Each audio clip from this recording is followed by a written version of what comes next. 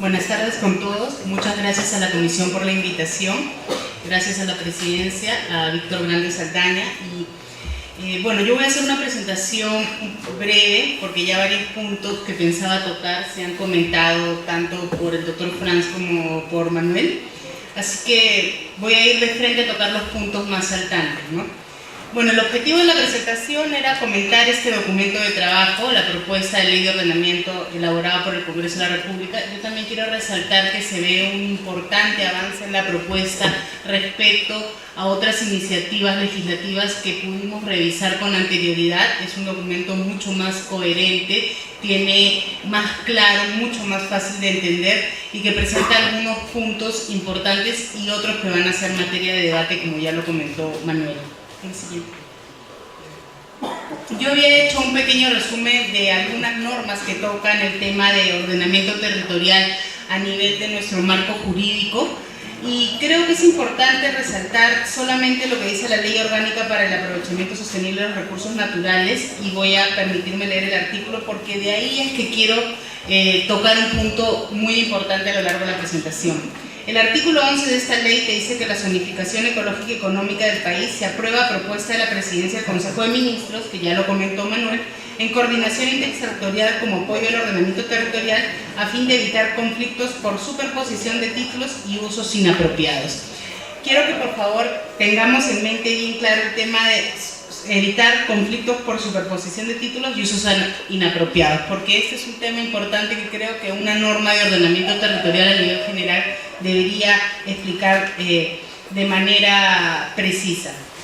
Luego he citado algunas normas que ya se han ido comentando. La siguiente, por favor, Liliana, como la Ley General del Ambiente, donde se establecen las competencias del MINAM, los lineamientos de política, que también ya se comentaron hace un momento, la constitución de la comisión.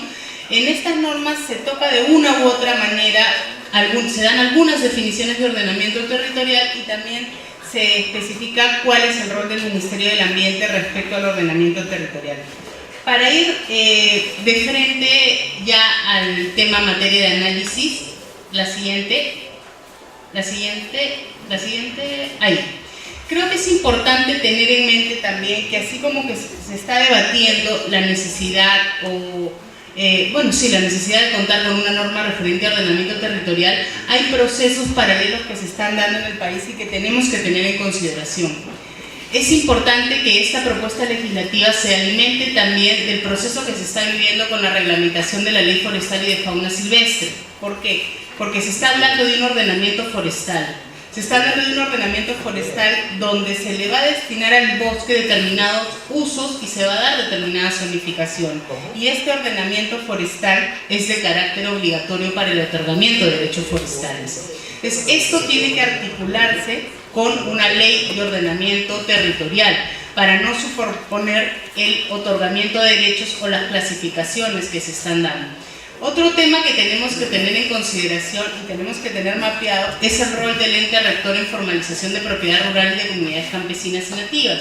El Ministerio de Agricultura ahora ha asumido nuevamente la rectoría en el tema de formalización de propiedad rural de comunidades campesinas y nativas. Si bien los gobiernos regionales son quienes tienen las competencias, el ente rector va a establecer presupongo yo, nuevos procedimientos de formalización para el otorgamiento de derechos de propiedad rural, para el territorio de comunidades nativas y de comunidades campesinas, y hay que ver cómo encaja esto en el proceso de una propuesta de ley de ordenamiento territorial para no vulnerar derechos y para establecer con claridad cuáles serían los espacios tanto de los pueblos indígenas como comunidades campesinas o nativas, y también tener en el radar un tema que nunca se toca, pero cómo se identificarán los espacios para los pueblos indígenas en aislamiento voluntario si es que se va a dar una ley de ordenamiento territorial general. Eso es algo que tenemos que comenzar a manejar de manera conjunta, porque si bien todos hablamos de ordenamiento territorial como una herramienta de gestión, el fondo es que el ordenamiento territorial va a marcar la cancha para el otorgamiento de derechos. Todo aquello que se identifique con una ley de ordenamiento territorial va a ser quien va a definir cómo se otorgan los diferentes derechos a nivel de los entes competentes. Hay un tema que hemos estado tocando y creo que se tocó en la primera sesión, que es el rol de los gobiernos regionales y sus competencias.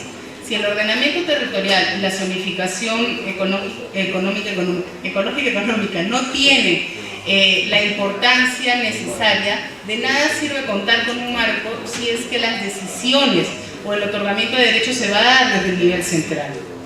Y ahí viene, por eso les decía, toquemos el punto de títulos, compatibilidades. Tenemos que tener bien claro cuál va a ser el escenario que marca esta ley y cuáles van a ser los roles de los diferentes actores.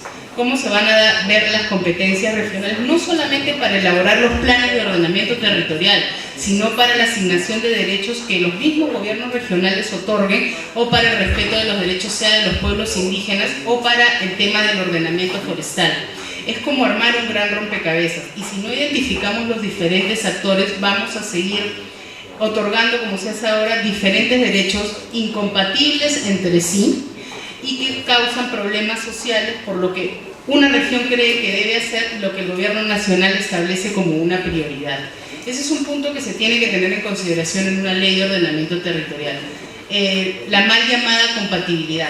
Si bien el ordenamiento territorial se entiende como la herramienta de gestión del suelo, hay un problema bien serio en nuestro país por la gestión del subsuelo.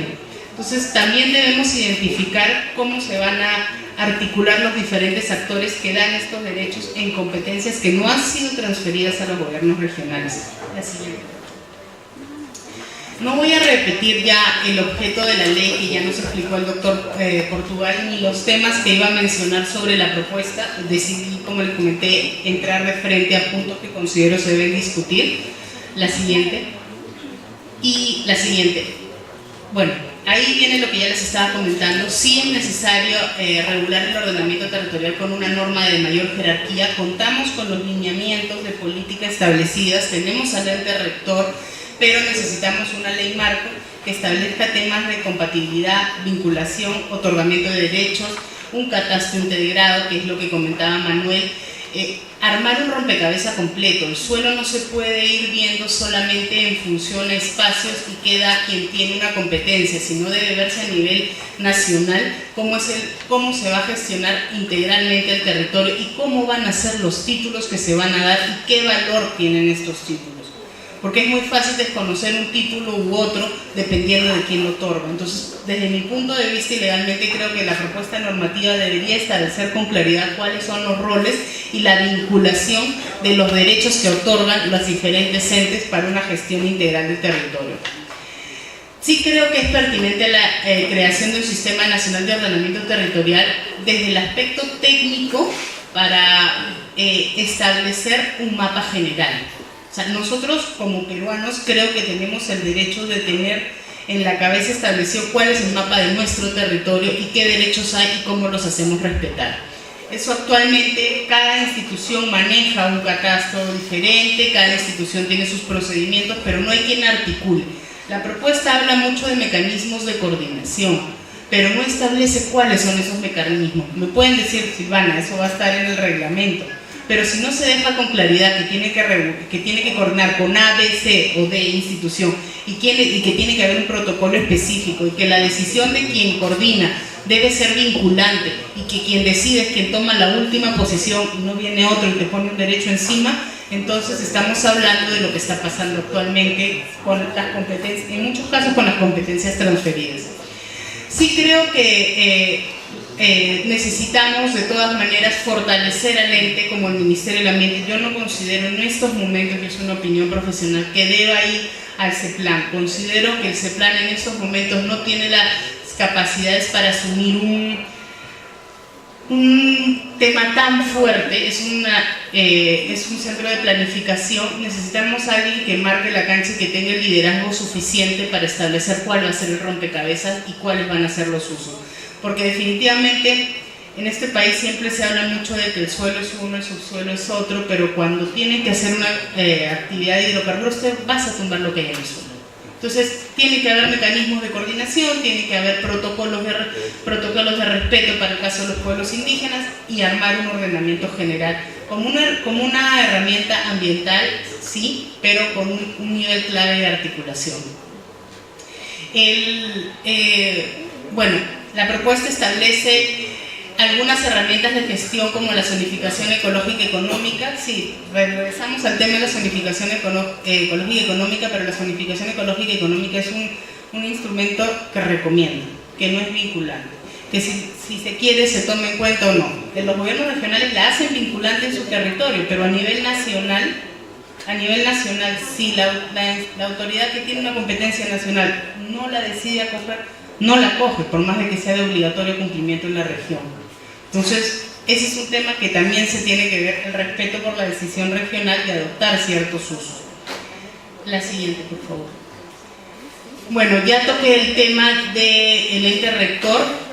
Debemos identificar también con claridad cuáles son los mecanismos de participación ciudadana en la elaboración de los planes de ordenamiento territorial, cómo se aplica la consulta, cómo se deben modificar los procedimientos que se van a realizar para la aplicación de un procedimiento de consulta. Claro, uno puede plantear, voy a aplicar consulta, pero tiene que estar en el documento de gestión de la institución, tiene que estar cómo se le asigna presupuesto.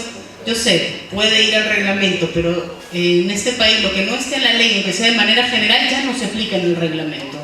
Entonces es mejor determinar con claridad temas específicos que necesiten ser reglamentados, sí, pero que por lo menos la ley te dé el pie para ya poderlos introducir o reglamentar de una manera clara. Creo que por ese lado, la siguiente. Bueno, esos eran los puntos que yo quería tocar.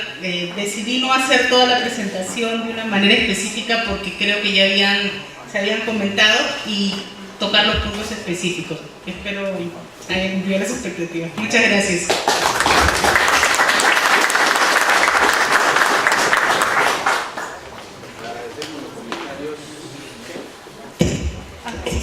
Agradecemos los comentarios de la doctora Silvana Barragán de Báez. Enseguida